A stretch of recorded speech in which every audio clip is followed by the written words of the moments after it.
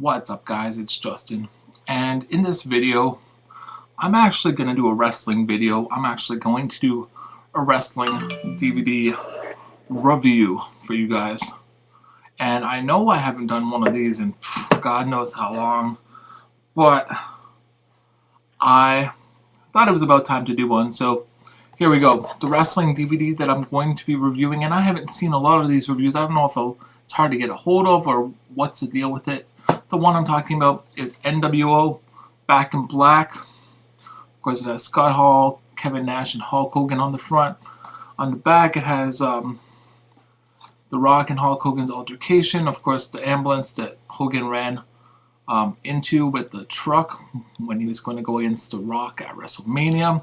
And it has Scott Hall doing the Razor's Edge on Spike Dudley, and Kevin Nash doing the Wolfpack stance. So you open it up, DVD, and you got the booklet, and it just pretty much runs down everything that's in it. The great thing about this DVD is it doesn't necessarily just focus on the rivalry that took place between the Rock and Hogan at WrestleMania, or Scott Hall and Stone Cold Steve Austin, but it showcases a lot of the old NWO stuff, and it gives the history of the NWO, which I found was very important because a lot of people that were just getting into wrestling at the time when The Rock was going against Hulk Hogan didn't necessarily get to experience what had taken place in the past with the NWO and how significant the NWO actually was to the wrestling industry. You know, the NWO of course came in when the WWE was at its low point and pretty much just raped the WWE of all its main talent. Starting off, of course, with Kevin Nash, Scott Hall, Razor Ramon and Diesel went into WCW as the outsiders, and no one knew exactly what was going to take place.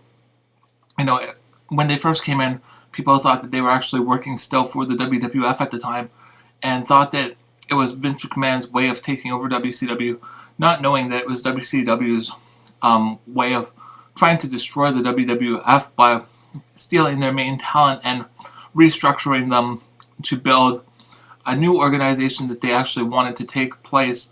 They wanted to have two different organizations, the NWO and WCW, and see what kind of show actually did better. They didn't necessarily get to do that. They had NWO pay-per-views like NWO Sold Out and stuff like that, but they didn't get to actually have two different television shows, and I think that that's what their aim was to do initially, but they didn't have the funding from Turner at the time. But it's interesting to see the NWO as it developed, of course, bringing in the Giant, bringing in Ted DiBiase, the 1-2-3 Kid, Hogan, of course, coming in at Bash at the Beach as the mystery partner against Sting, Luger, and Macho Man. And once Hogan came in and said that speech to the crowd and turned heel, it was, just sailing ahead for the NWO. Basically, that lit the fire underneath them, and it just took them to the next level of where they could possibly go. Of course, the NWO kind of fizzled down towards 1998, 99, onto 2000 when it was like NWO 2000 or some stupid shit like that. The Wolfpack was a good extension of the NWO, I thought, with the addition of Sting, Lex Luger, Conan, and of course Macho Man and Kevin Nash.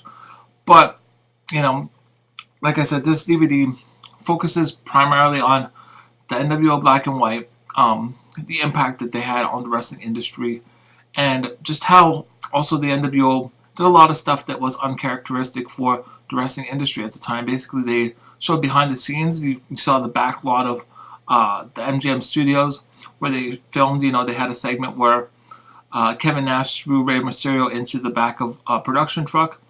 You had, them actually going into the production area. I think that was the first time that had ever aired where a wrestler had actually gone, or two wrestlers had actually gone into the back area and actually had a confrontation with the actual production team. And, it just showcased a lot of the great aspects of the NWO Black and White. And, of course, primarily, if it leads to the match between Hogan and Rock at WrestleMania and the reestablishment of the NWO Black and White with Vince McMahon bringing in the NWO Black and White to destroy Ric Flair, because basically Ric Flair had come back from WCW and supposedly had ownership or part ownership in the WWE and or WWF, I think it was at the time, and basically Vince McMahon had to come up with an idea to get rid of Flair. So he said he's going to unleash this cancer to kill off Flair, and the cancer was the NWO.